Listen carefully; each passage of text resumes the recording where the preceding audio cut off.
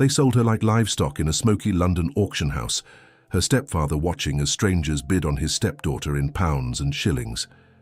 Sarah stood barefoot on that wooden platform in nothing but a thin nightgown, days of cellar darkness still haunting her eyes.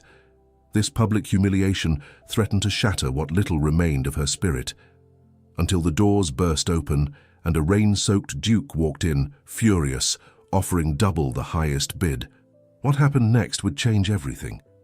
The auction house reeked of tobacco smoke, unwashed bodies, and something darker Sarah could not name. She stood barefoot on a small wooden platform, the rough planks cold beneath her feet, wearing only the thin nightgown they had allowed her to keep. The fabric offered no protection from the dozens of eyes that crawled over her skin like insects, assessing, calculating, reducing her to numbers and possibilities.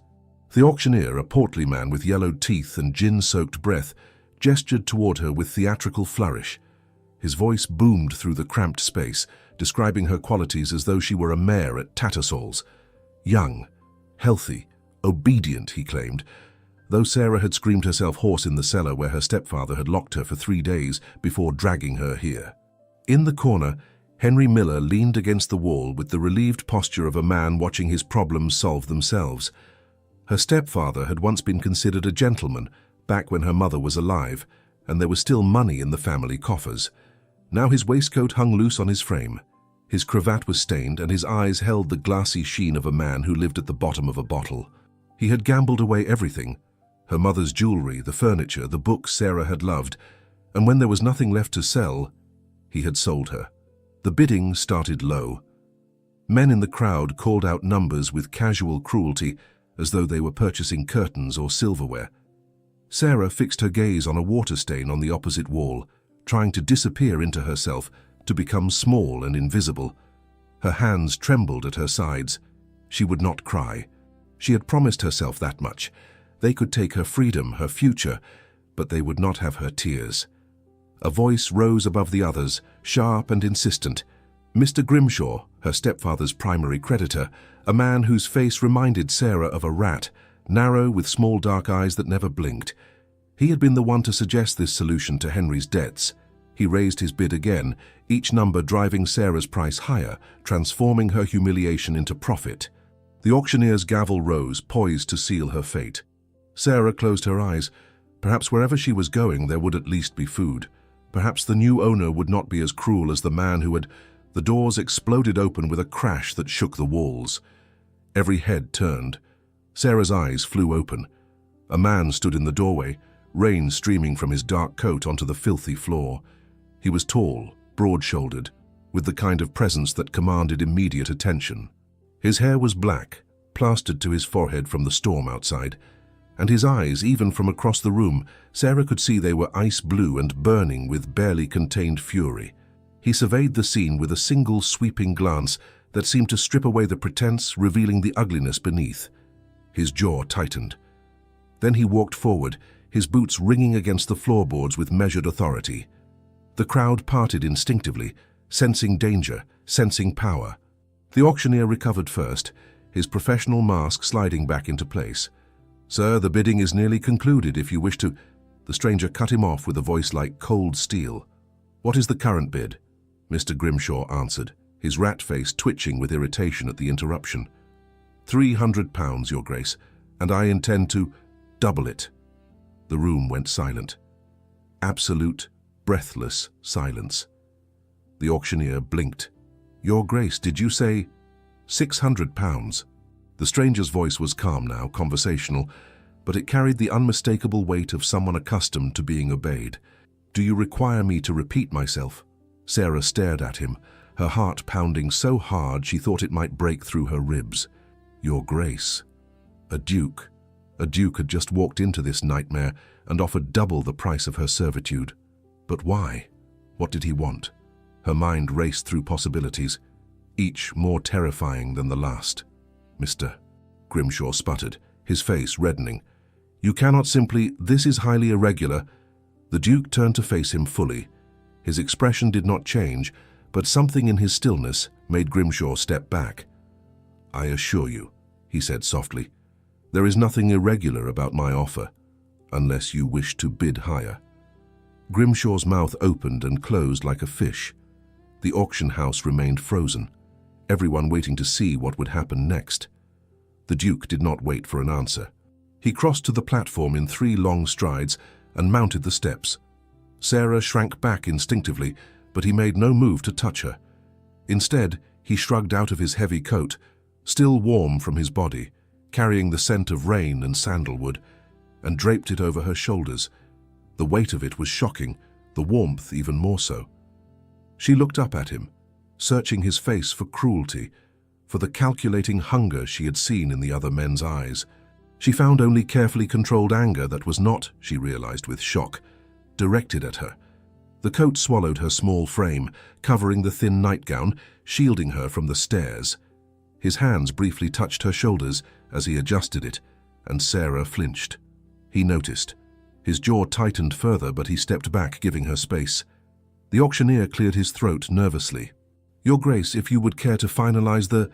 The Duke produced a purse from his waistcoat and tossed it to the man without looking. "There is your payment. The transaction is complete." Then, before anyone could react, before Sarah could process what was happening, he turned back to her. "Miss," he said quietly, and the courtesy of the address, Miss, not girl, not thing, but Miss, nearly undid her. "I am taking you out of here. I will not harm you. You have my word." He held out his hand, palm up, waiting. An invitation, not a command. Sarah stared at that hand. It was broad, strong, with long fingers that bore no rings. A gentleman's hand, but one that had clearly seen work, seen life. She had no reason to trust him, no reason to believe that wherever he was taking her would be better than where she was. And yet something in his eyes, in the set of his shoulders, in the way he had covered her without demanding anything in return, made her fingers move. She placed her hand in his. His fingers closed around hers, firm and warm. Then, shocking everyone in the room, most of all Sarah herself, he bent and lifted her into his arms as though she weighed nothing. The coat slipped for a moment, and he adjusted it again, making sure she was fully covered. Sarah should have fought, should have screamed. But exhaustion and shock had hollowed her out, and for the first time in longer than she could remember, someone was being gentle. So she let her head rest against his shoulder, breathing in that sandalwood scent, feeling the steady rhythm of his heartbeat through the damp fabric of his shirt. The Duke turned toward the door, then paused. His gaze found Henry Miller, still frozen against the wall, and when he spoke, his voice carried across the entire room. "If you ever attempt to contact her again," he said, "each word deliberate and cold, I will destroy you. Not quickly, not cleanly. I will dismantle your life piece by piece until there is nothing left but the memory of what you once were. Do you understand me, Miller?" Henry nodded frantically, the color draining from his face. The Duke did not wait for a verbal response. He carried Sarah through the crowd, through the doors, out into the rain-soaked London night. A carriage waited at the curb, elegant and gleaming even in the dim light of the street lamps. A footman rushed to open the door. As they moved through the rain, Sarah felt the cold drops on her face, washing away the stale air of the auction house. The Duke climbed into the carriage, still holding her, and settled her carefully on the velvet seat across from him. He retrieved a blanket from beneath the bench and draped it over the coat, layering warmth upon warmth. The carriage lurched into motion. Sarah pulled the blanket closer, the shivers finally starting now that she was safe. Was she safe? Now that the numbness was wearing off. She opened her mouth to speak, to ask the 100 questions crowding her throat, but no sound came out. The Duke leaned back against the seat, his face half-shadowed in the dim interior. He said nothing, did not press her, did not demand gratitude or explanations. He simply sat there, a solid presence in the darkness, as the carriage rolled through the London streets toward an unknown destination. Sarah's fingers tightened in the fabric of his coat. For the first time in 3 days, 3 weeks, 3 years perhaps, she felt something she had almost forgotten existed. Hope, small and fragile as a candle flame, flickered to life in her chest. The carriage stopped before a townhouse in Mayfair that spoke of generations of wealth. Even in darkness, Sarah could see elegant proportions, gleaming windows, wrought iron railings curved like frozen lace. The Duke descended first, then helped her down. Her bare feet touched wet pavement, legs trembling. She clutched his coat closer, suddenly aware of how she must look. Wild-haired, filthy, wearing a nightgown like some creature from a nightmare. The front door opened before they reached it. A woman stood in the entrance, grey hair pinned beneath a white cap, her face creasing with concern. She took one look at Sarah, and immediate compassion replaced surprise. "Mrs. Winters," the Duke said quietly. "This is Miss Sarah. She requires a room, a bath, clean clothes, and whatever else will make her comfortable." "Of course, Your Grace." The older woman moved forward. "Come with me, dear. Let us get you warm." Sarah glanced back at the Duke, uncertain. He met her gaze, something softening imperceptibly in his face. "You are safe here. Mrs. Winters has been with my family since I was a boy. Trust her, if you cannot yet trust me." The housekeeper guided her inside, up a curving staircase, murmuring reassurances in a voice that reminded Sarah achingly of her mother. They entered a bedroom larger than the entire flat she had shared with Henry. A fire crackled in the grate. Mrs. Winters rang for hot water. "Let us get you out of those wet things, dear. You just let old Mrs. Winters take care of everything." The bath was heaven. Sarah sank into steaming water that smelled of lavender, feeling tension unknot for the first time in days. Mrs. Winters washed her hair carefully through the tangles, never pulling, never rough. When Sarah was clean and wrapped in a thick robe, the housekeeper produced a simple nightgown of soft cotton. "There is soup and bread by the fire. His Grace said you should eat if you can manage." Sarah sat obediently, but when she tried to lift the spoon, her hand shook so badly that soup sloshed over the side. Mrs. Winters made a small sound of distress and sat beside her, taking the spoon gently. "Here now, let me help until you are steadier." That simple kindness, being fed like a child, being cared for without expectation, finally broke through Sarah's control. Tears slid down her cheeks, hot and silent. Mrs.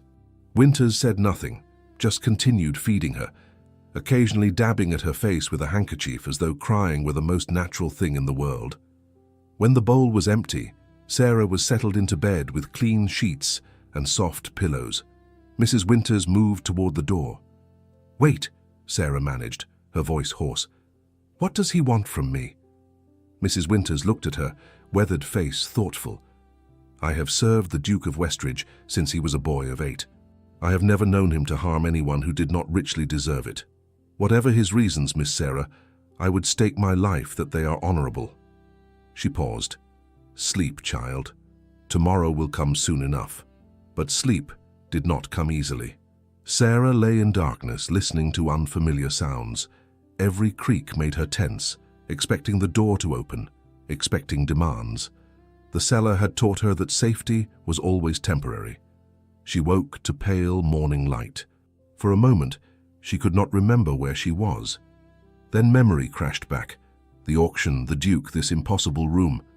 Mrs. Winters appeared with breakfast, chatting pleasantly about the weather as though Sarah were a visiting cousin.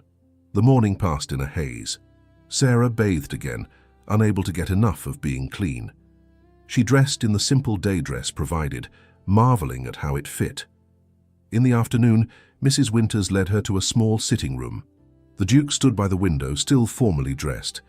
He turned when they entered, and Sarah's breath caught. In daylight, she could see him clearly.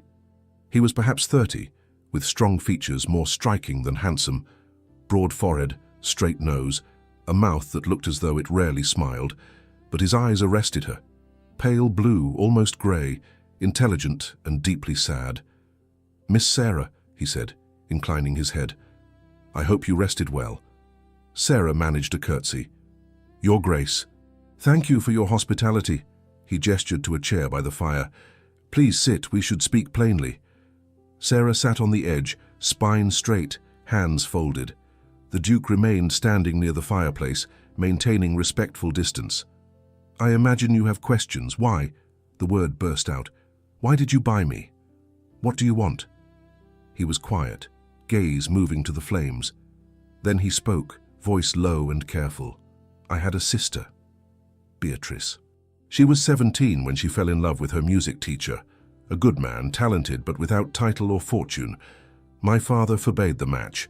When they tried to elope, He had the man arrested on false charges. Beatrice was brought home and locked in her room. Sarah's chest tightened. She stopped eating, the Duke continued, jaw working. Stopped speaking. My mother called it melancholy. My father called it willfulness. I was away at university when she died. They said her heart simply gave out. She was 18 years old.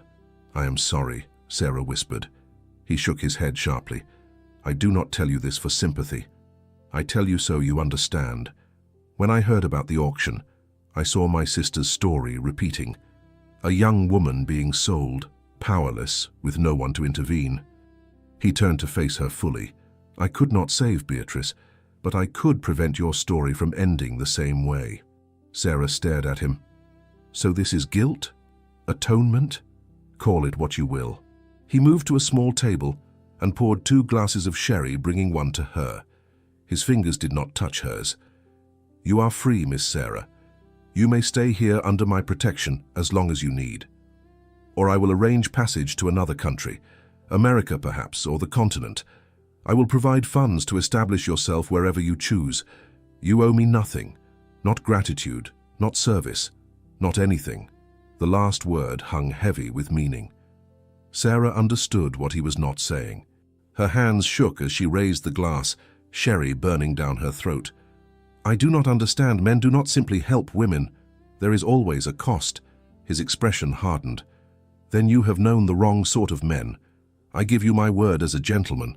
Despite what you may think of my class after your stepfather's betrayal, there are still some of us who hold honor above appetite. You will not be touched, coerced, or manipulated under this roof. You are a person, Miss Sarah, not property. And it is time someone treated you as such. Something in Sarah broke. Perhaps exhaustion, perhaps the devastating kindness of being seen as human. The tears came suddenly, violently, shaking her entire body. She set down the glass and buried her face in her hands, sobbing with abandon. She heard the Duke move, but he did not touch her. When she finally looked up, eyes swollen and face blotchy, he had pulled a chair closer and sat at careful distance, elbows on his knees, expression grave. You have survived something terrible. Do not apologize for feeling it. These walls are strong enough to hold your grief, and so am I. Sarah drew a shuddering breath. Who are you? A faint, bitter smile touched his lips. Charles Ashford, Duke of Westridge, called Charlie by those few who dare. And I am a man who failed his sister and will not fail another woman if I can prevent it. They sat in silence as the fire crackled and afternoon light slowly dimmed. Sarah felt something shift inside her. Not trust, not yet, but perhaps the foundation upon which trust might one day be built. This strange, sad Duke, with his careful distance and painful honesty, had given her the first thing anyone had offered in years without demanding payment. He had given her choice. And for a woman who had been sold on a platform like livestock, choice was more valuable than all the gold in the king's treasury. A week passed in a rhythm Sarah had never known. She woke in the soft bed, walked in the walled garden, spent hours in the library with poetry and history. And every evening she dined with Charlie in a smaller dining room. They spoke of books, of politics, of small things that felt enormous after years of silence. Sarah found herself watching him when he was not looking, the way candlelight caught in his dark hair, the precise movements of his hands. He watched her too. She felt his gaze lingering when she laughed, or when she reached for her wineglass and their fingers nearly touched. In those moments, the air grew thick with something neither named.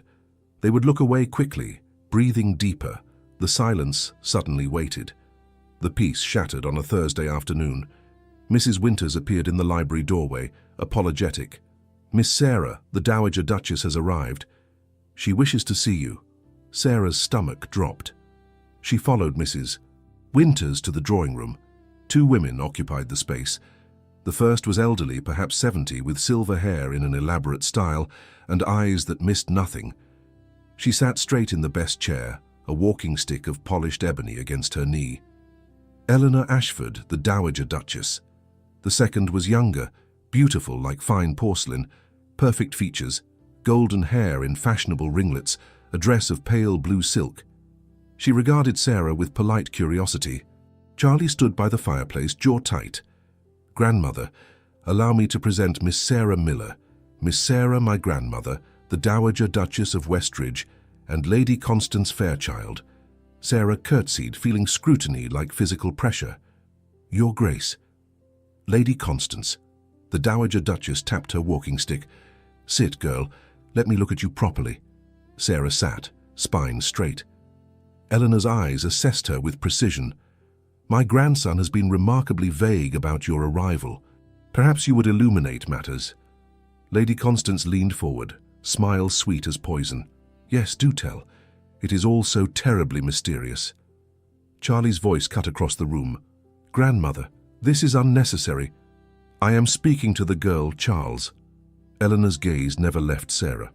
Well, Sarah could lie, soften the truth, but she was tired of lies, tired of shame that belonged to others.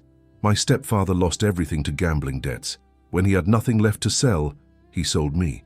He took me to an auction house and put me on a platform like livestock. His Grace intervened and brought me here. The silence was absolute. Lady Constance's hand flew to her mouth. Oh, you poor thing. How dreadful. Though one does wonder how such situations arise. Women in difficult circumstances sometimes contribute to their own misfortune, do they not? The implication hung like smoke. Before Sarah could respond, Charlie moved. He crossed the room and stopped beside her chair. His voice was winter frost. Lady Constance, I suggest you choose your next words with great care. Constance paled. Your Grace, I only meant... Charlie, Eleanor interrupted, sharp but not unkind. Sit down. She turned to Sarah. You were kept in the cellar before the auction. Sarah nodded. How long? 3 days. No food. Little water. Eleanor's expression did not change, but something flickered in her eyes. And your mother ran away with what little money remained. The Dowager Duchess was quiet. Then she tapped her walking stick decisively. Charles, pour me tea. Miss Sarah and I need to speak privately. Lady Constance, I believe you have an engagement in town? But your Grace... Now, Constance. The younger woman rose with obvious reluctance, casting a longing glance toward Charlie. She swept from the room in rustling silk. Charlie hesitated. Grandmother, go, boy. I am not going to eat her. When the door closed, Eleanor leaned forward. You have spirit. Good. You will need it. What education do you have? Sarah blinked. I can read and write. My mother taught me French. I know some history, literature. Can you dance? Navigate a formal dinner? Make conversation with tedious aristocrats? Sarah felt heat rise. No, Your Grace. Can you hold your head up in a room full of people who think you are beneath them? Sarah met her gaze directly. I have had considerable practice at that, Your Grace. Eleanor smiled, fierce and approving. You survived something that would have broken weaker women. You told me the truth when a lie would have been easier. And you are clearly intelligent. She paused. I am going to make you an offer. You may refuse. But if you accept, I will work you harder than you have ever been worked. Sarah's heart raced. What kind of offer? I will take you to Westridge Park, our country estate. There, I will train you properly. Etiquette, dancing, conversation, everything you need to move through society. If you prove capable, I will sponsor you for the season. Give you a chance to rebuild your name, make your own choices. Sarah stared. Why would you do this? Because my grandson is no fool. If he saw something worth saving in you, I trust his judgment. And I have always believed breeding matters less than backbone. She leveled her walking stick at Sarah. What say you? Will you work for the privilege of choice? Sarah thought of the library, the garden, the quiet dinners with Charlie.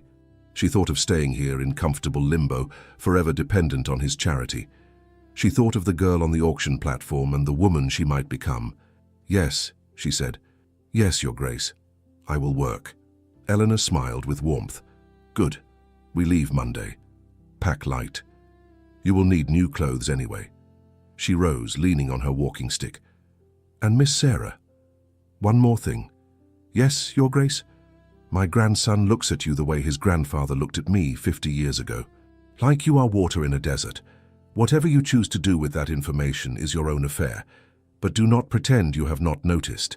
Sarah's face flamed. Your Grace, I would never presume. Eleanor waved dismissively. Spare me false modesty. I was young once, I know what tension looks like. She moved toward the door, paused. Just remember, if you hurt him, Duchess or not, I will make you regret it. He has been hurt enough.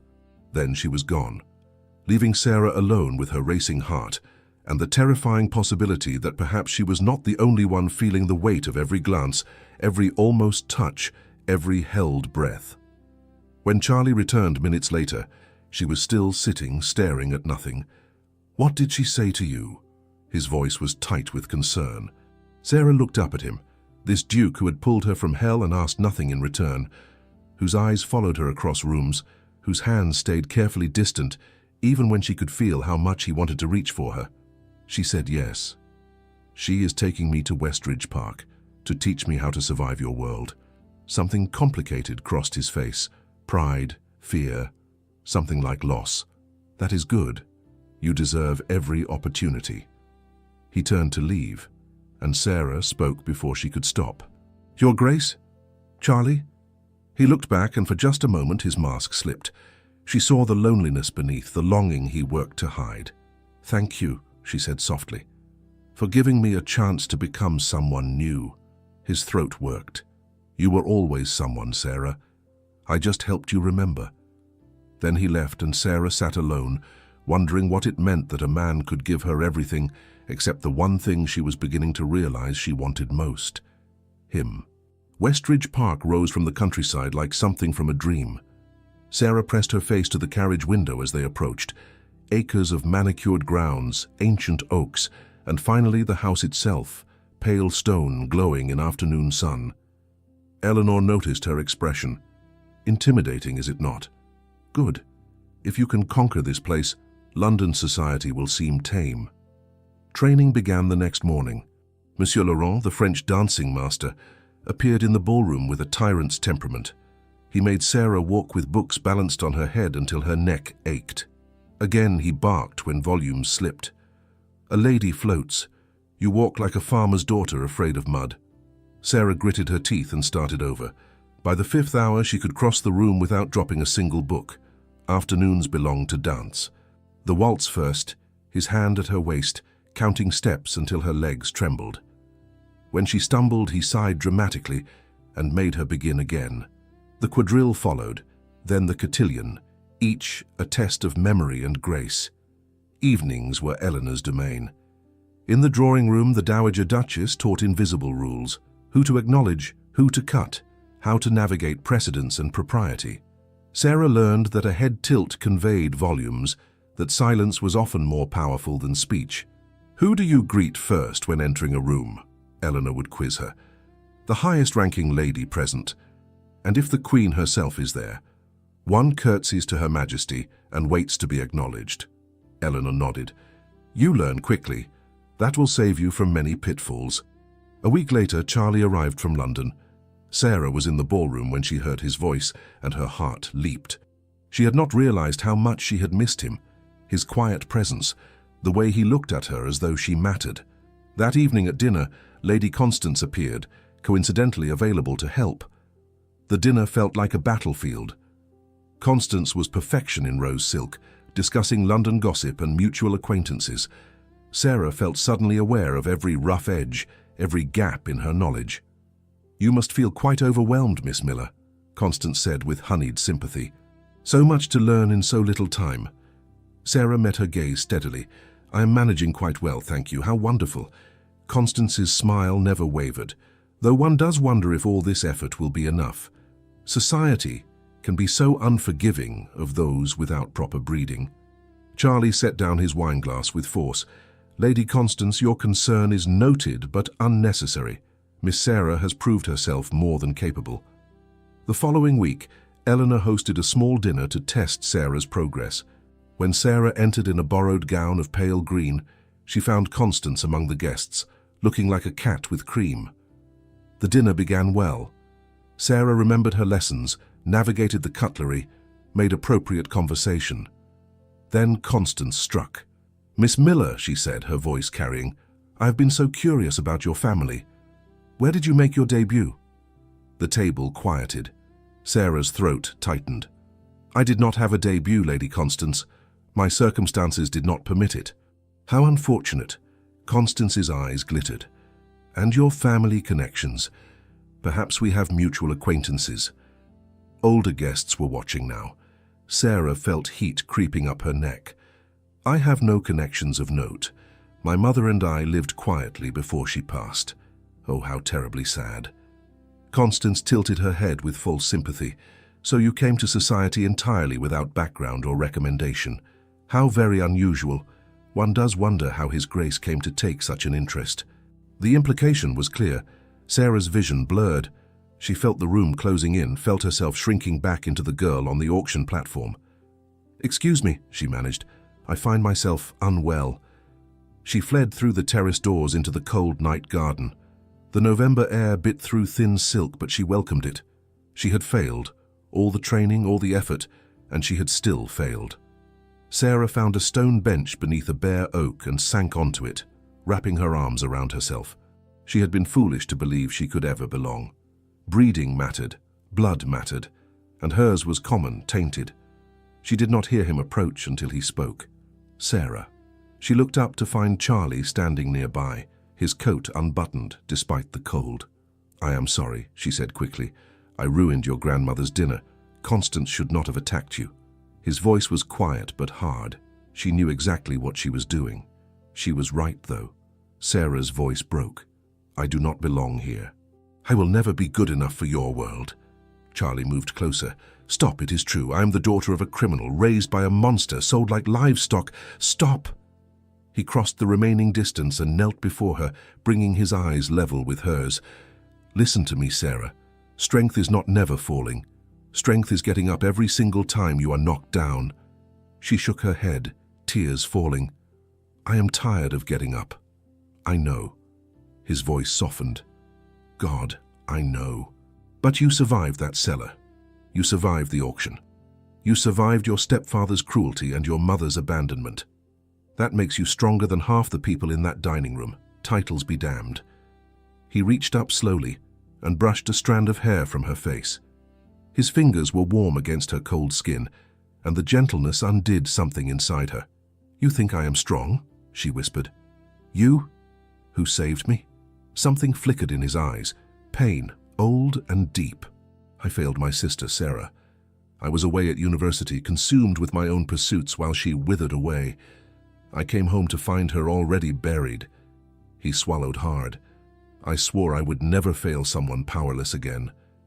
When I heard about that auction, I knew. I had to try. I had to do for you what I could not do for Beatrice."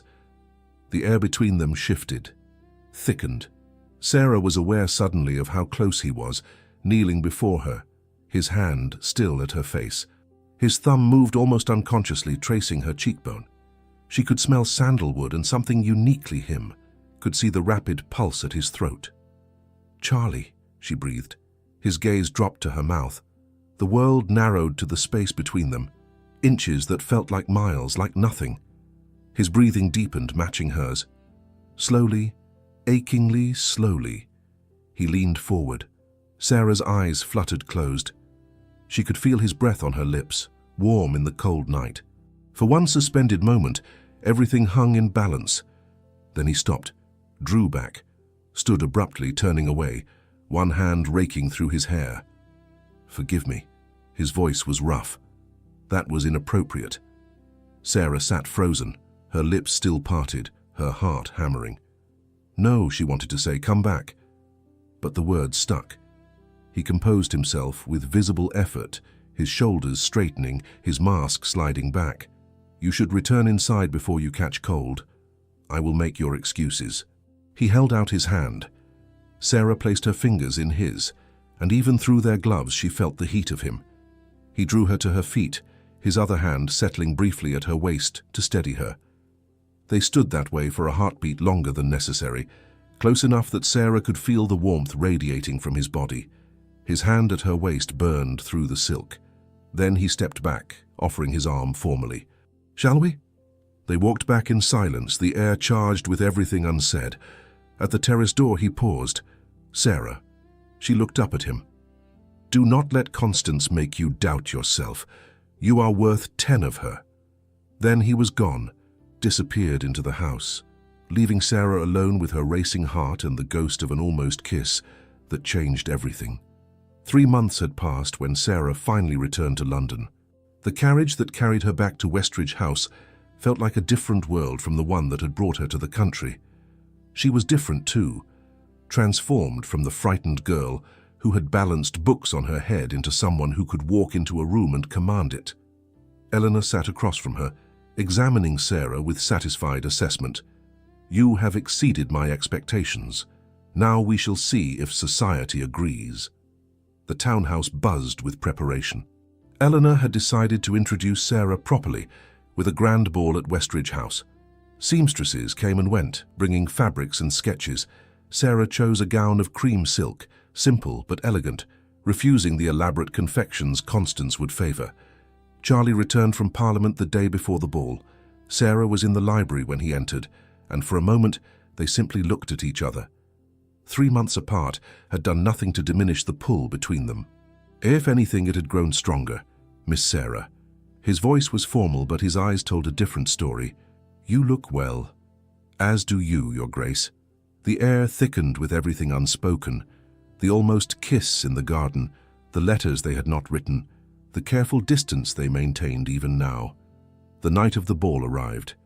Sarah stood at the top of the grand staircase, looking down at the glittering assembly below. For one terrible moment, she was back on the auction platform, exposed and vulnerable. Then she remembered Eleanor's words, "Spine straight, chin up, never let them see fear."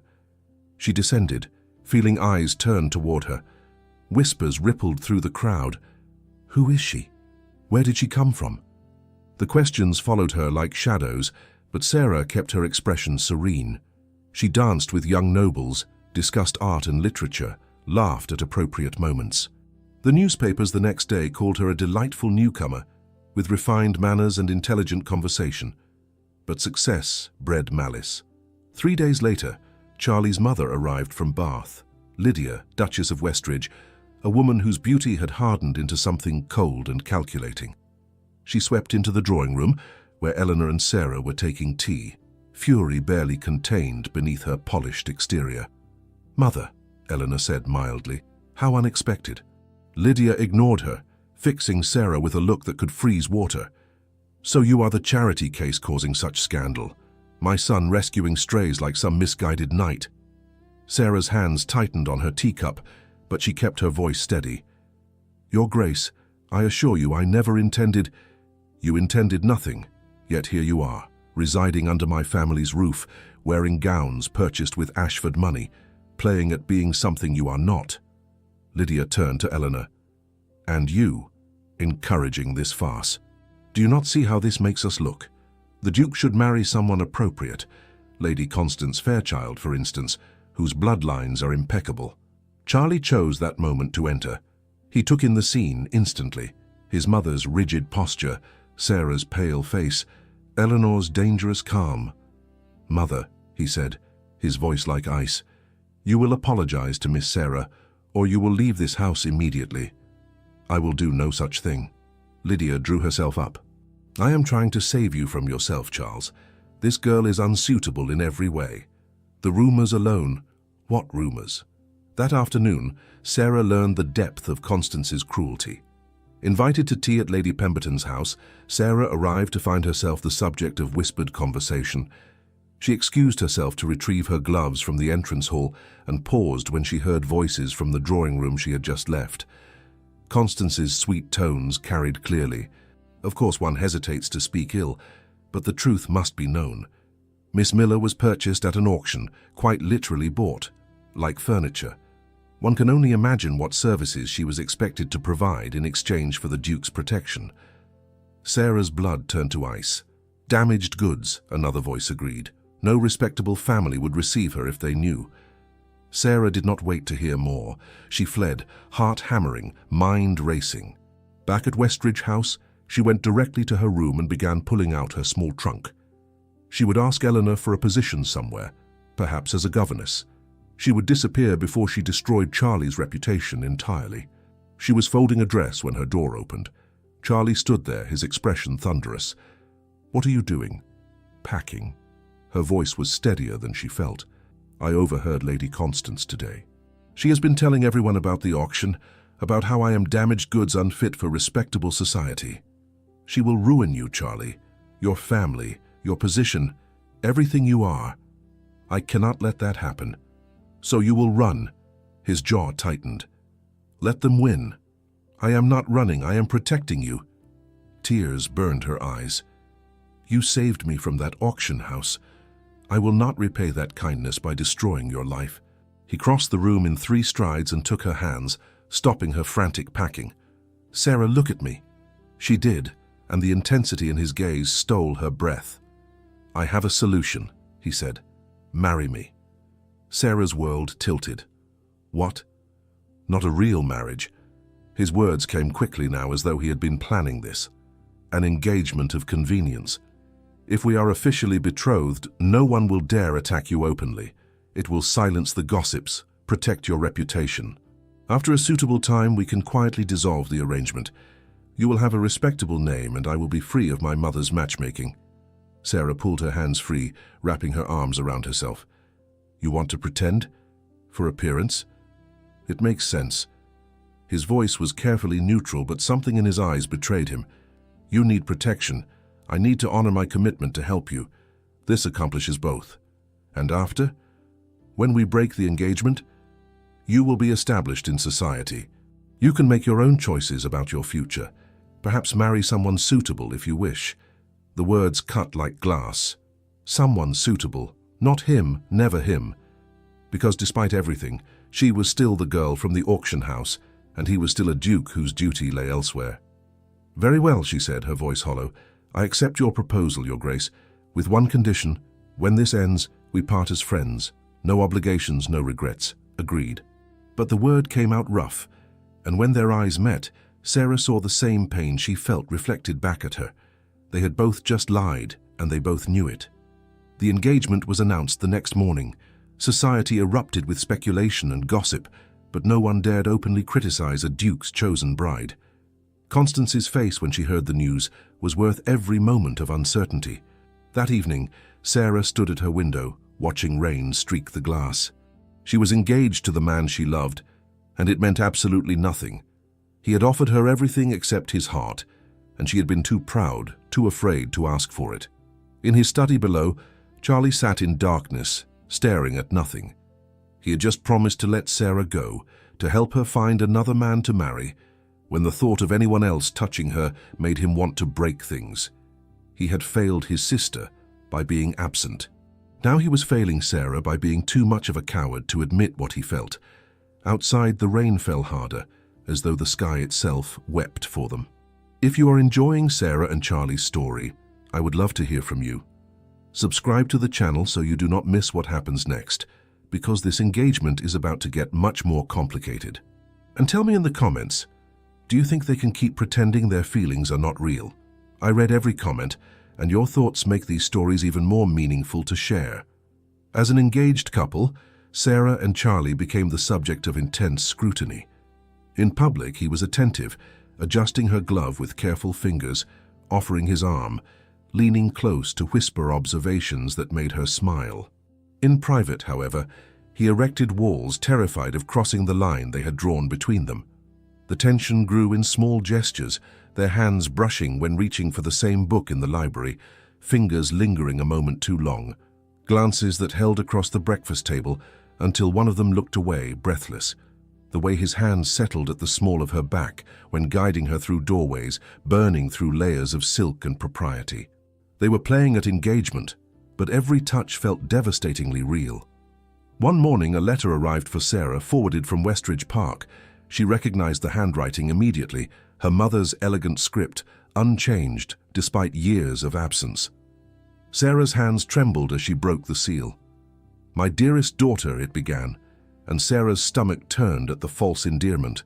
The letter started with claims of maternal regret, asking for reconciliation and financial help. But by the second page, the mask dropped. Margaret revealed the truth Sarah had never known. Her real father was Edmund Fairfax, an earl who had died in exile after being convicted of fraud. Margaret had been his mistress, and Sarah was the illegitimate result. The letter ended with a threat barely disguised as concern. Such information would be terribly damaging if it reached the wrong ears, the press, for instance, or the Dowager Duchess. Unless, of course, a certain sum could be arranged to ensure my continued discretion. Shall we say £5,000? Sarah read the words 3 times, each reading making them more real, more terrible. Not only was she common, she was illegitimate. The daughter of a criminal. Everything Constance had implied was worse than anyone knew. She did not tell Charlie. Instead, she travelled alone to Bath 2 days later, claiming she needed to visit an old friend. Mrs. Winters accompanied her, sensing something wrong but asking no questions. Margaret lived in modest lodgings near the pump room, surviving on what little remained of her beauty and cunning. When she opened the door and saw Sarah, her expression flickered between surprise and calculation. "So you came." Margaret stepped aside. How very convenient. The room was shabby but clean, furnished with pieces that had clearly been sold and resold. Margaret settled into a chair with the grace of someone who had once known better circumstances. "You look well," she observed. "The Duke's charity suits you." "Why?" Sarah's voice was flat. "Why tell me this now? Why not leave me in ignorance?" Margaret laughed, a brittle sound. "Because ignorance does not pay for rent, darling. You are engaged to a duke. Surely £5,000 is nothing to him. Consider it compensation for years of maternal sacrifice." "Sacrifice?" Sarah's hands clenched. "You sold me. You ran away and left me to Henry's cruelty. You watched him drink away everything Mother left and did nothing. What could I do?" Margaret's voice hardened. "I was Edmund's mistress, not his wife. When he fell, I had nothing. Your stepfather offered marriage and legitimacy. I took it. And when that failed, I saved myself, as any sensible woman would, by abandoning your daughter." Margaret waved a dismissive hand. "You survived. And now you have done quite well for yourself, despite your unfortunate breeding. Though I do wonder what the Duke's family would say if they knew the truth. An earl's bastard daughter, blood tainted by fraud and scandal." She smiled coldly. "Not quite the fairy tale everyone believes, is it?" Sarah stood, her entire body shaking. "You will get nothing from me, not 1 shilling. Then I will write to the papers." Margaret's voice was pleasant, conversational. "The Times adores a good scandal. Duke's fiancée revealed as criminal's bastard. It has a certain ring to it, does it not? Do what you must." Sarah moved toward the door. "I will not be blackmailed by the woman who should have protected me." She left before her mother could respond, before the tears burning behind her eyes could fall. In the carriage back to the inn, Mrs. Winters held her hand in silence, asking no questions, offering only presence. That night, alone in her room, Sarah finally broke. She had thought she could build a new life, become someone worthy. But blood told, as society always said. She was tainted, marked by her father's crimes and her mother's betrayal. Charlie deserved better than this scandal waiting to explode. She returned to London the next day, exhausted and hollow. Charlie was waiting in the library when she arrived, his expression tight with concern. "Where were you? I was told you went to Bath. What happened?" Sarah's carefully constructed composure crumbled. "I received a letter from my mother. She told me," and she stopped, swallowed hard. "My real father was Edmund Fairfax, the Earl who was convicted of fraud. I am his illegitimate daughter, and my mother is threatening to tell the papers unless I pay her £5,000. The silence that followed was unbearable. Sarah waited for horror, for rejection, for the moment when Charlie would realize what a terrible mistake he had made. Instead, he moved toward her, his face darkening with fury. But the anger was not directed at her. That woman had the audacity to blackmail you? His voice was dangerously quiet. To threaten you with truths that should have been told with love, not used as weapons. Sarah blinked, confused. "You are not disgusted? I am illegitimate, the daughter of a criminal. Everything Constance said, I do not give a damn about Constance." He stepped closer, his hands coming up as though to touch her, then falling to his sides. "Sarah, you are not defined by the circumstances of your birth or your father's crimes. You are defined by your courage, your strength, your kindness, despite every reason to be bitter. But the scandal, I will handle your mother. Legally. I will have my solicitor draw up an agreement that pays her enough to live comfortably if she signs documents promising never to contact you again and never to speak of this matter. If she refuses, I will make her life very difficult indeed." "Why?" Sarah's voice broke. "Why would you protect me from this? Because I—" He stopped abruptly, jaw working. "Because you deserve protection. Because no one should be held hostage by the people who should have loved them." The air between them was charged, electric. Sarah saw something in his eyes, something he was fighting desperately to contain. She took a step toward him, and he tensed like a man facing temptation. "Charlie," she whispered. Whatever he might have said was lost. Instead, he pulled her into his arms, fierce and sudden. Sarah buried her face in his chest, breathing in sandalwood and safety, feeling his heart hammer against her cheek. His arms tightened around her, one hand coming up to cradle the back of her head. They stood that way for long moments, neither speaking, both afraid to break the spell. This was not the careful distance they had maintained. This was raw and real and terrifying. When Sarah finally pulled back enough to look up at him, his eyes were storm-dark with emotion. His hand moved from her hair to cup her face, thumb brushing her cheekbone with unbearable gentleness. "Sarah," he breathed, and in that single word she heard everything he would not say. She knew with sudden clarity that he felt what she felt, that this engagement had stopped being convenient the moment he knelt before her in the garden, that they were both pretending, both lying, both terrified of the truth. But neither of them said it. The words stayed locked behind fear and propriety and the belief that someone like her could never truly be enough for someone like him. When he finally released her, the loss felt physical. He stepped back, composing himself with visible effort. "I will handle your mother," he said, his voice carefully controlled again. "You will not face this alone." "Thank you," Sarah whispered. He nodded once and left the room, leaving her standing in the library with her heart breaking, knowing that they loved each other and that neither had the courage to admit it. Sarah sat at her writing desk long after midnight, the house silent around her. The letter she had been composing lay before her, words crossed out and rewritten a dozen times. Finally, she wrote simply and clearly, "Charlie, you have given me everything, safety, dignity, a chance at a life I never imagined. But I cannot give you scandal in return. My blood is tainted with criminality and illegitimacy. You deserve someone whose past does not threaten your future. I release you from our engagement. Please forgive me and know that I will be forever grateful. Sarah." She sealed it before courage failed her, left it on the hall table for morning delivery, and retreated to her room. By sunrise, she would be gone, taking the first coach to anywhere far from London. But morning came differently than planned. Charlie found the letter at dawn, still in his evening clothes from a late parliamentary session. He read it twice, his jaw tightening with each word. Then he strode up the stairs, taking them two at a time, and knocked sharply on Sarah's door. She opened it, already dressed for travel, her small trunk packed. Her eyes widened when she saw him. "You cannot simply decide this alone," he said, his voice rough with exhaustion and emotion. "I can, and I have." Sarah lifted her chin. "You said this was temporary. I am merely ending it sooner than planned. Like hell you are." He pushed past her into the room, then turned to face her. "You think I will let you walk away because you are frightened?" "I am not frightened. I am being practical. The scandal will destroy you." "I do not care about scandal." "You should."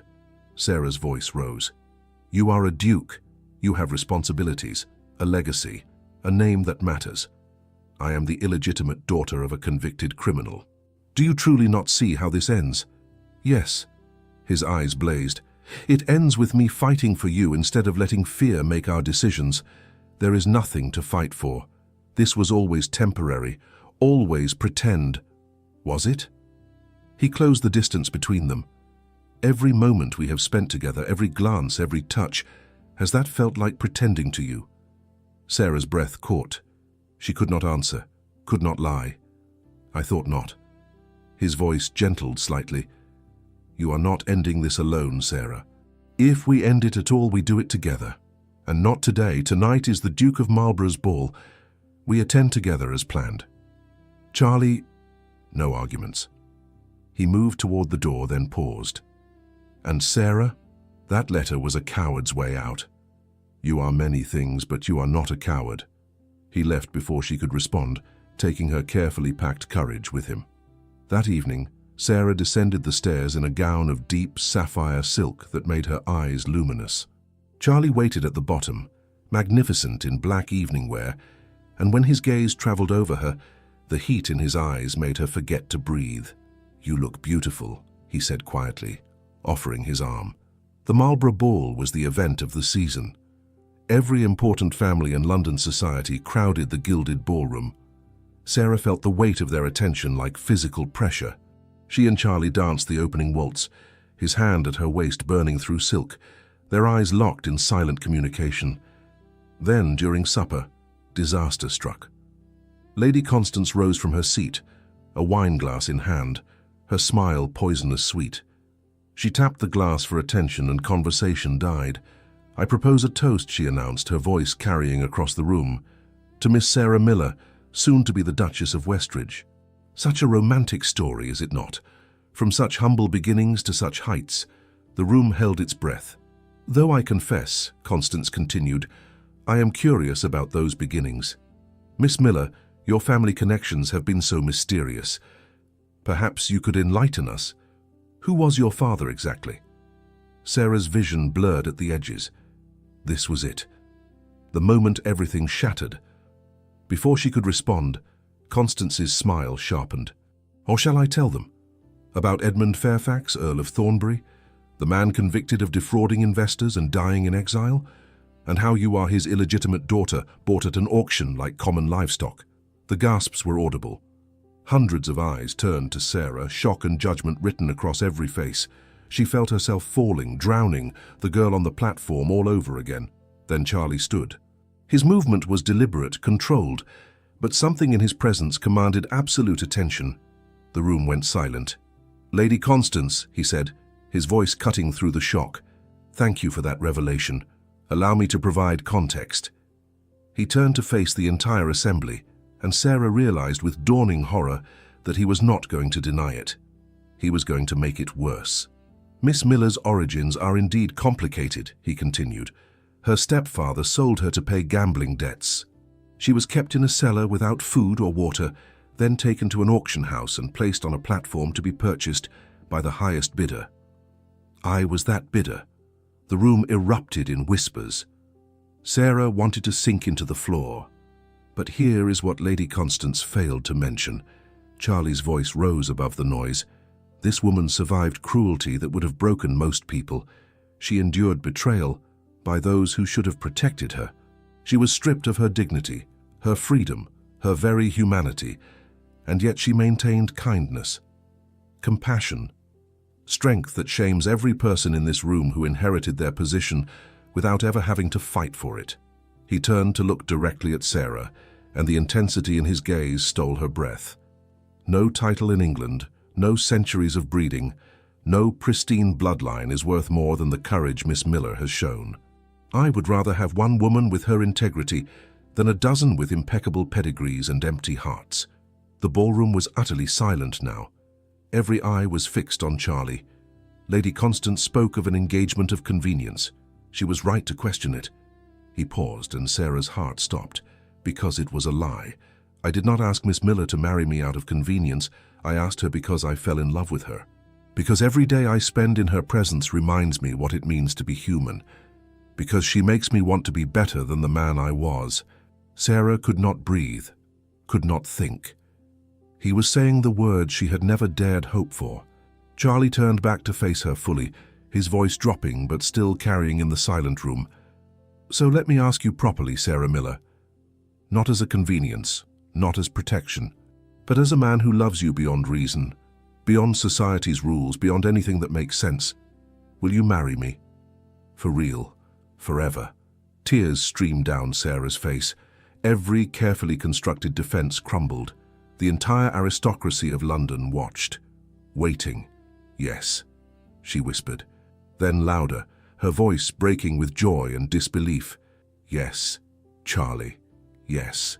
He closed the distance between them in 2 strides and kissed her. Not the chaste kiss of a formal engagement, but deep and passionate and full of months of suppressed longing.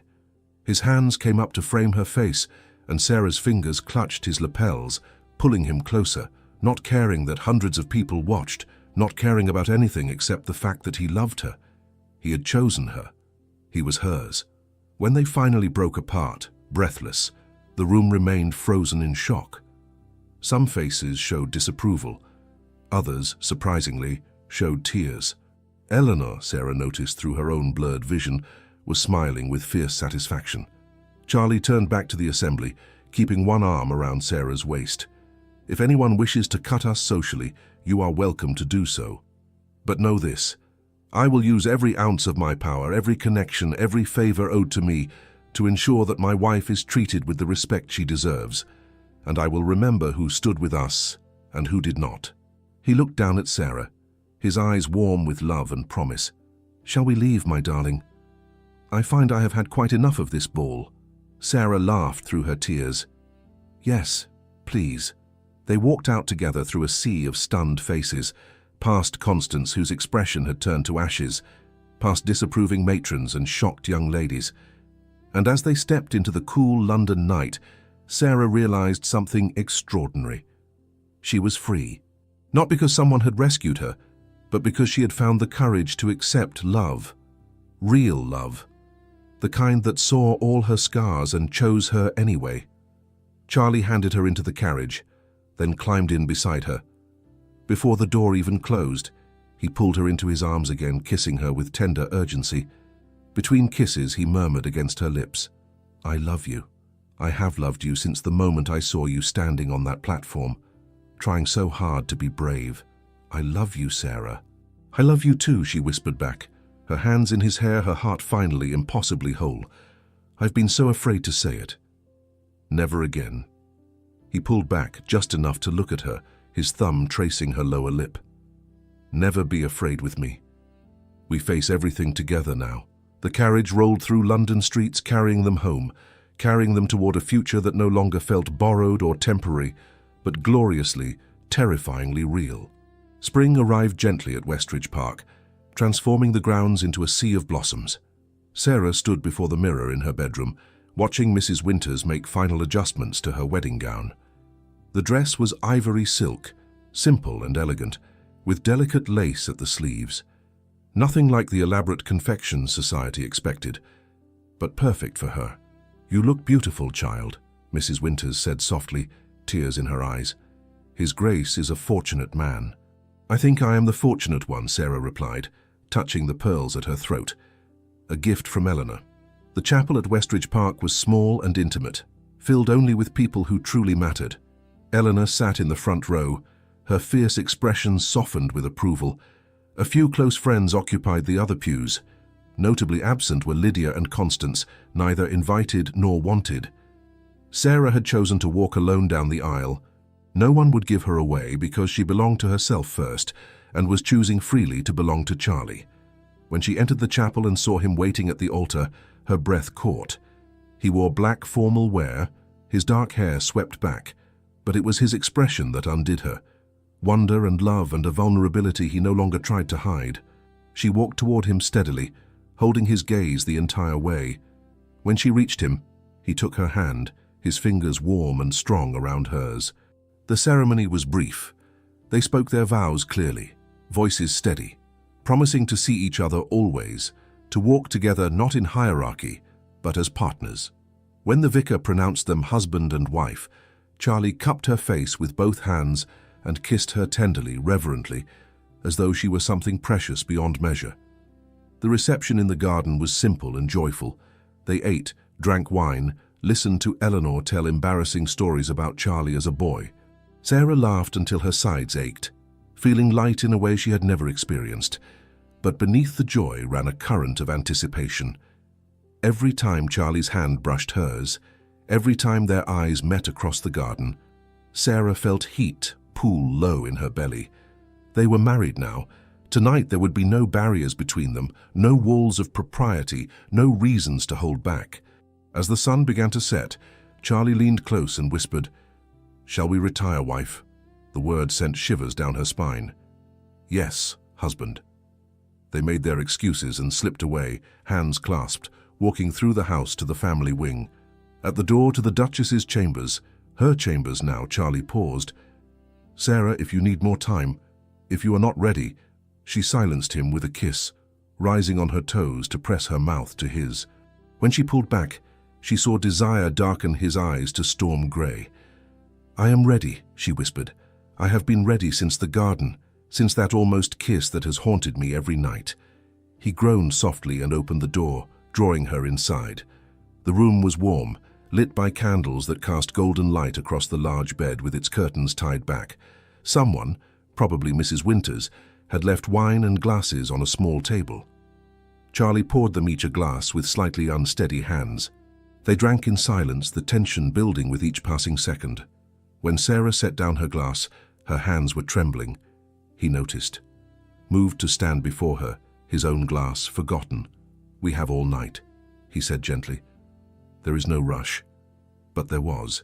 Months of longing, of careful distance, of wanting what they could not have had built to this moment. Sarah reached up and began unfastening his cravat, her fingers fumbling slightly with the knot. Charlie stood still, letting her work, his breathing growing heavier as she loosened the fabric and pulled it free. She pushed his coat from his shoulders next.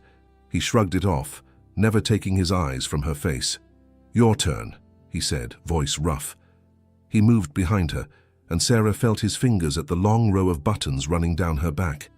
He worked slowly, carefully, each button revealing more skin. When the dress finally loosened, he pushed it gently from her shoulders. It pulled at her feet, leaving her in her chemise and petticoats. His hands skimmed up her bare arms, raising goosebumps in their wake. He pressed a kiss to the curve of her shoulder, then her neck, his lips warm and soft. Sarah's head fell back against him, eyes closing, a small sound escaping her throat. "God, Sarah," he breathed against her skin. "You are so beautiful."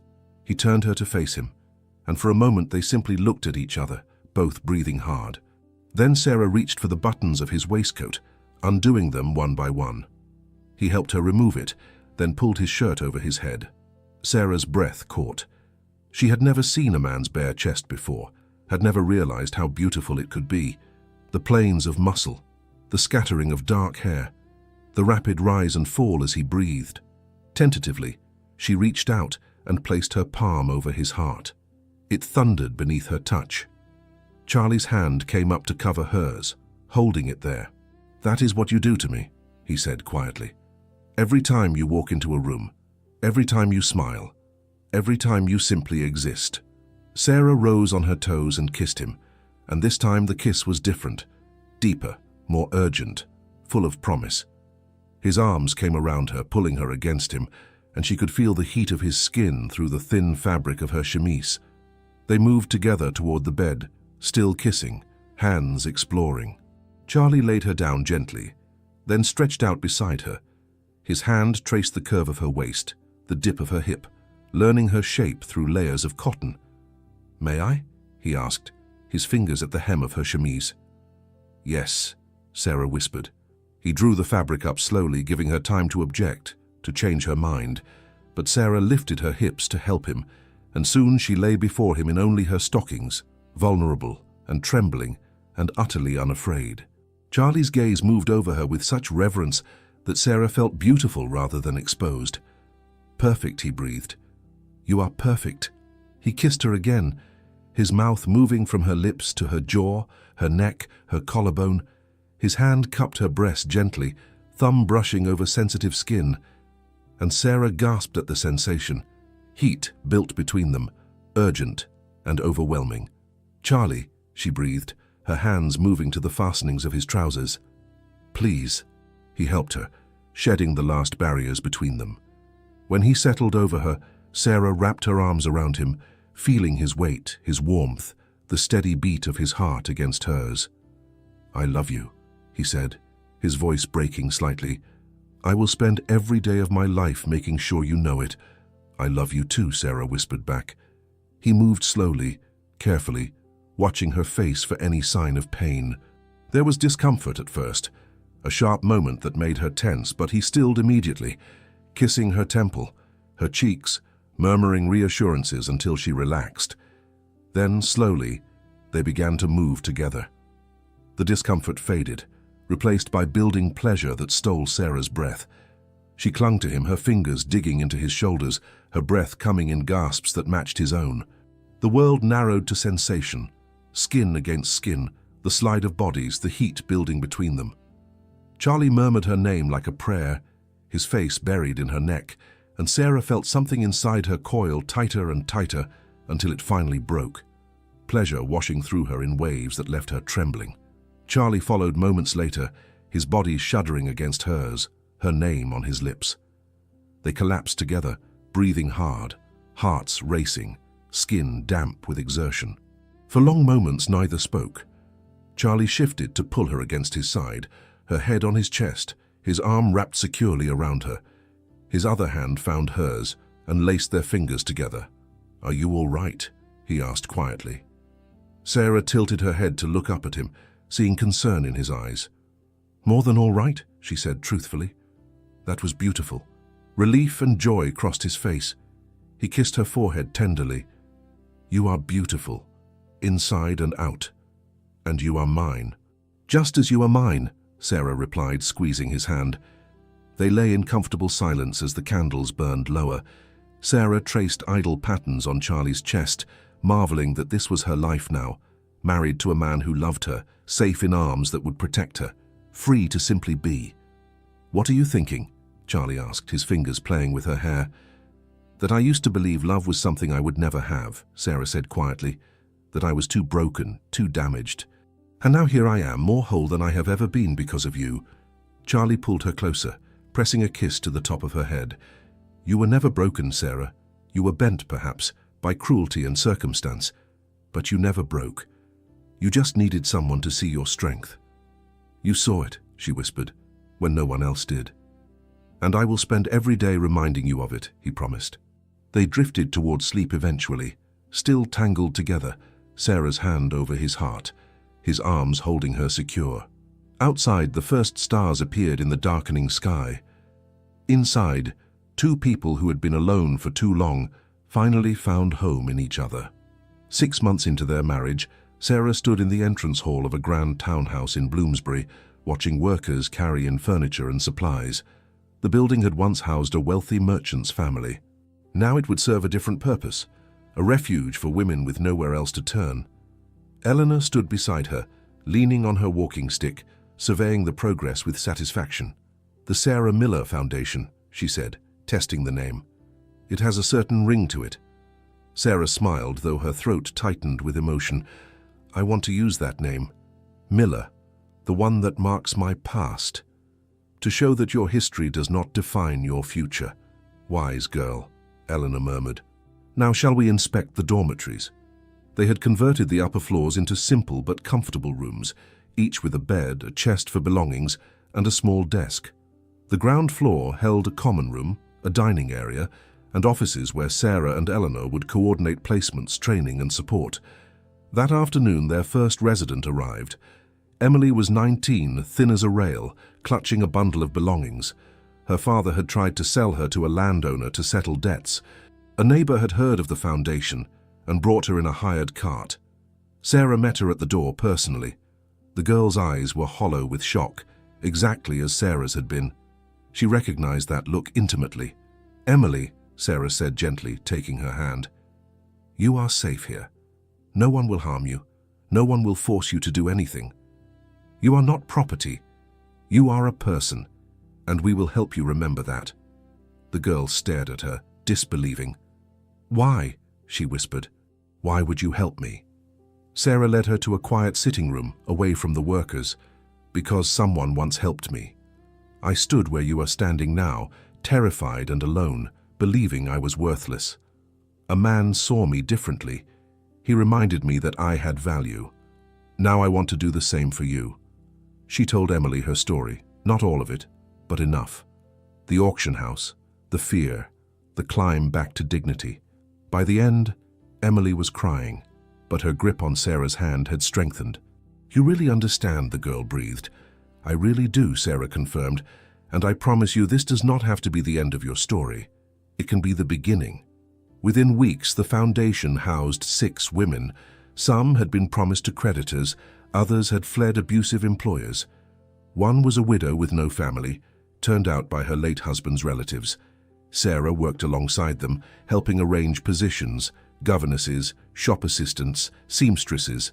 Those who wished to marry eventually were introduced to vetted suitors. Those who wanted independence were given training and support. Meanwhile, Charlie fought battles in Parliament. He attended sessions regularly now, using his position to push for reforms. He questioned the practice of debt bondage, arguing that no person should be sold to satisfy another's obligations. He proposed changes to property laws that left widows destitute. He spoke of protecting minors from exploitation. The resistance was fierce. Older lords accused him of sentimentality, of threatening the natural order. But Charlie was relentless, prepared with facts and figures, personal stories that made abstract issues human. One evening, he came home exhausted after a particularly brutal session. Sarah found him in his study staring at nothing. "They voted it down," he said flatly. "The reform bill. Every single measure."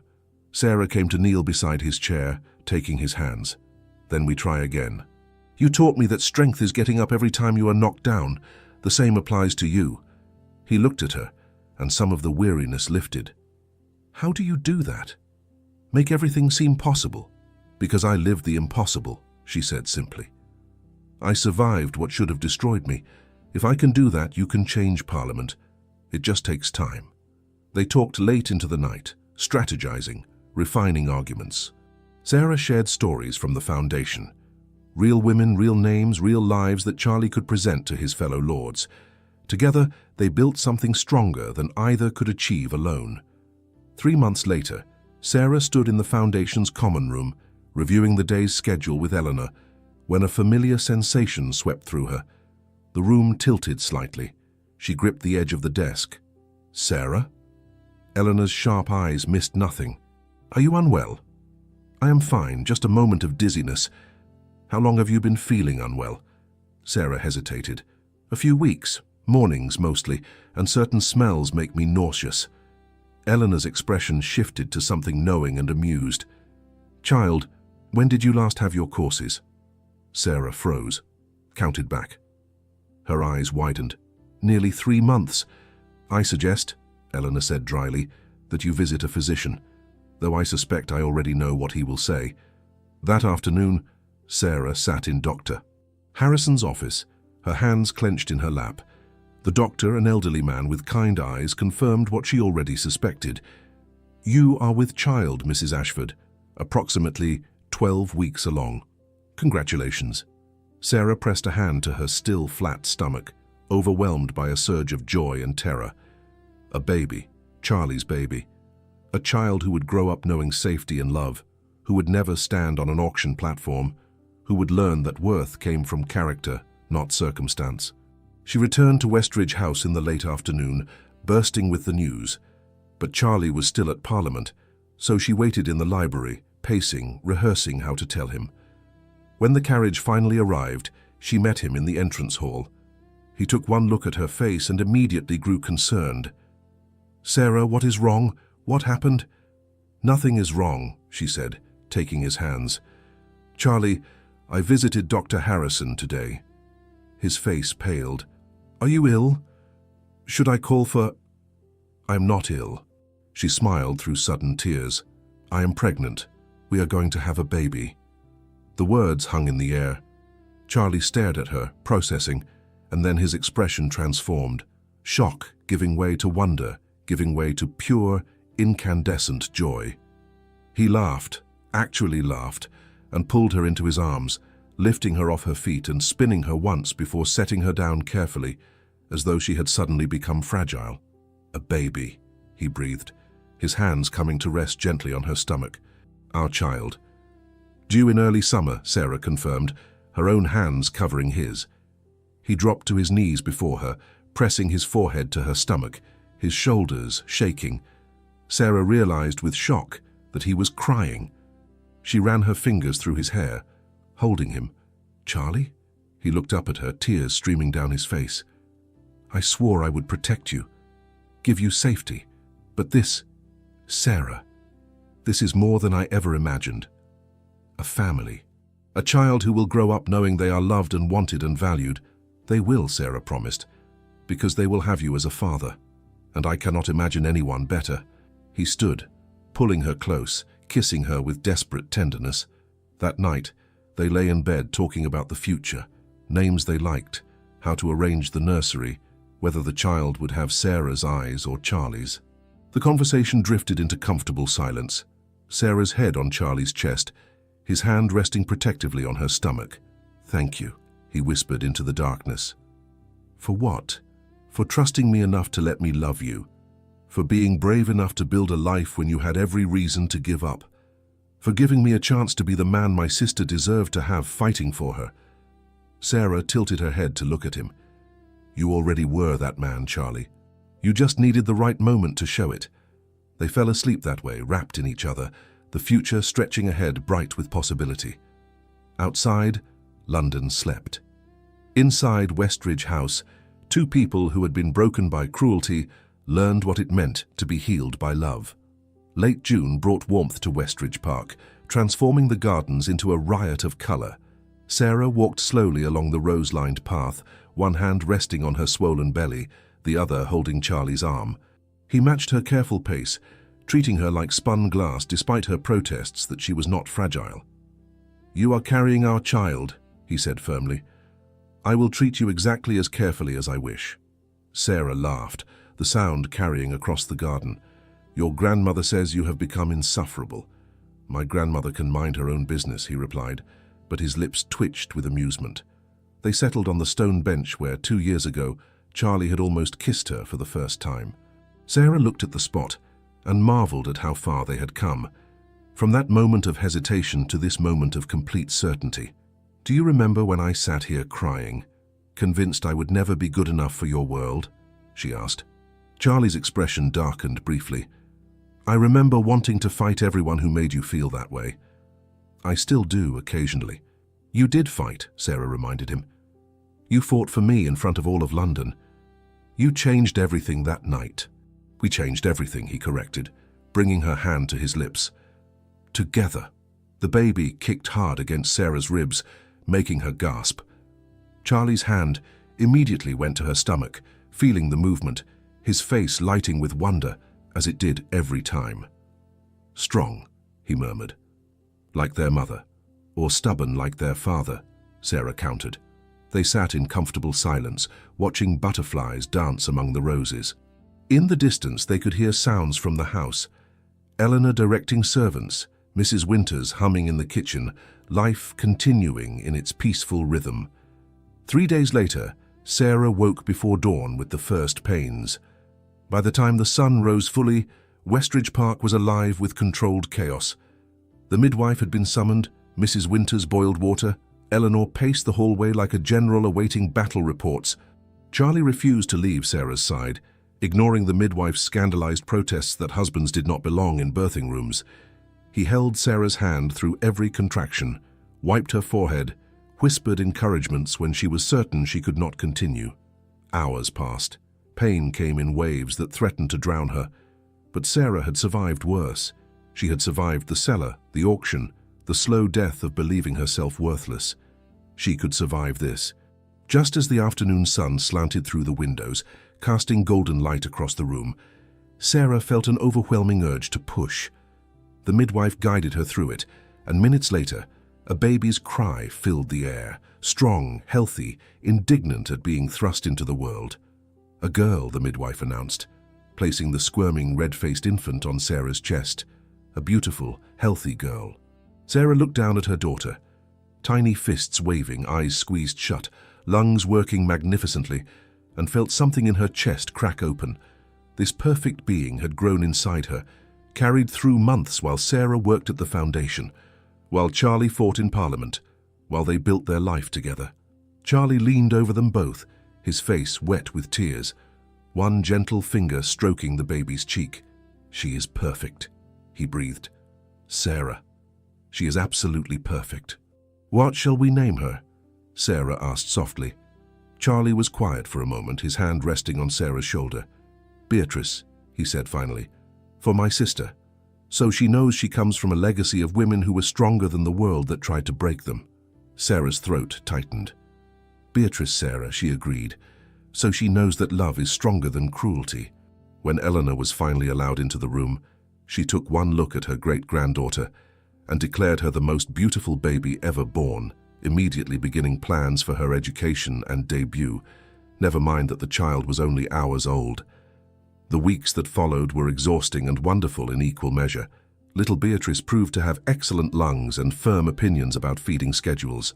Sarah learned to function on broken sleep, supported by Charlie, who took nighttime duties with surprising competence, walking the halls with his daughter against his shoulder, singing old ballads in a voice rough with exhaustion. The foundation continued to thrive. Sarah returned to work gradually, bringing Beatrice with her. The women there adored the baby, and Sarah wanted her daughter to grow up seeing women helping women, seeing strength that came from solidarity rather than status. Emily, the first resident Sarah had welcomed, now worked as the foundation's assistant coordinator. She had discovered a talent for organization and a fierce protective instinct for the other women.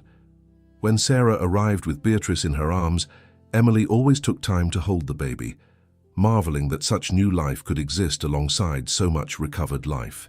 "You saved me," she told Sarah one afternoon. "Now I get to help save others.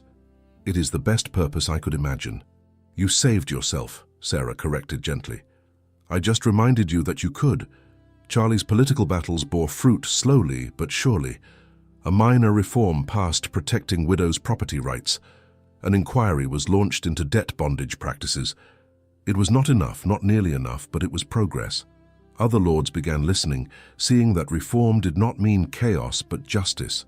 One evening, nearly a year after Beatrice's birth, Sarah sat in the garden at Westridge Park, the same stone bench that had witnessed so much of their story. Beatrice slept in her arms, peaceful and content. Charlie emerged from the house and came to sit beside them, wrapping his arm around Sarah's shoulders. "I received a letter today," he said quietly, "from a man whose daughter was rescued from an auction house by our foundation. He wanted to thank us, said we gave him back his family." Sarah leaned against him, feeling the solid warmth of his presence. "That is why we do this, I know." He pressed a kiss to her temple.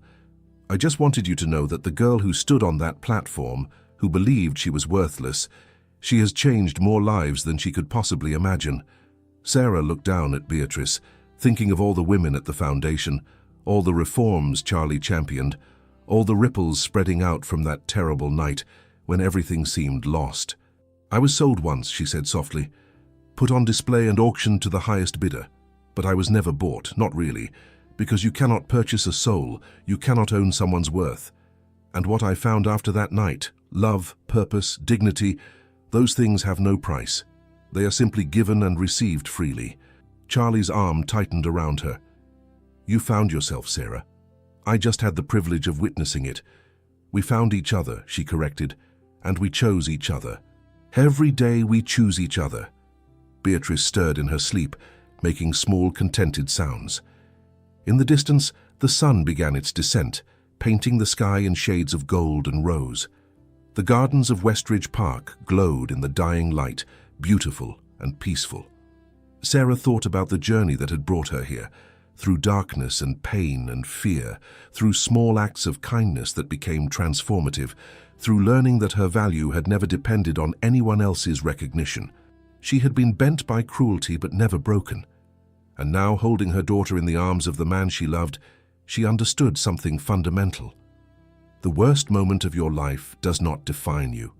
What defines you is what you choose to do next. Whether you let it destroy you or whether you use it to build something beautiful from the ruins. Sarah had chosen to build.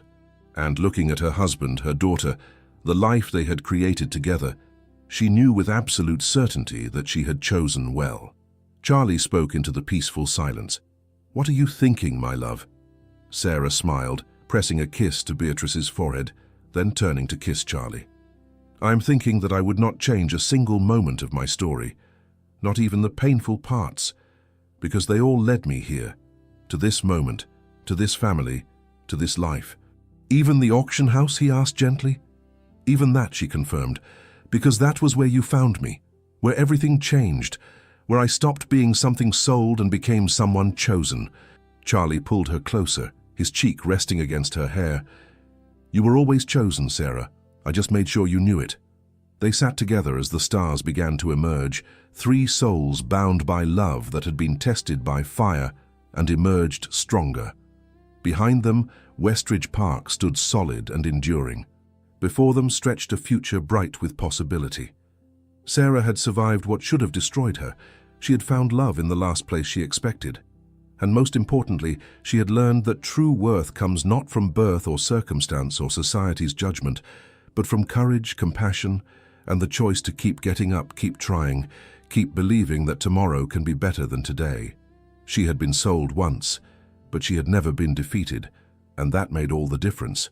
Sarah's story reminds us that our darkest moments do not write our final chapters. She was sold, humiliated, stripped of everything, yet she rose. Not because someone rescued her, but because she found the courage to accept help, to believe she deserved more, to choose love over fear. Charlie did not save her. He simply saw her worth when the world insisted she had none. Together, they built something beautiful from ashes, a love that defied society, a purpose that transformed lives, a family rooted in dignity rather than obligation. The girl on the auction platform became a woman who changed the world around her, proving that your beginning does not dictate your ending. What matters is what you do with the second chances life offers, and whether you extend those same chances to others. If this story touched your heart, I would be deeply grateful if you would leave a like. It helps more people find these stories of hope and resilience. Please subscribe to the channel so you never miss another journey of love overcoming impossible odds. And I would love to know, where in the world are you listening from tonight? Drop your location in the comments. Knowing this story reached you, wherever you are, makes sharing it even more meaningful. Thank you for being here.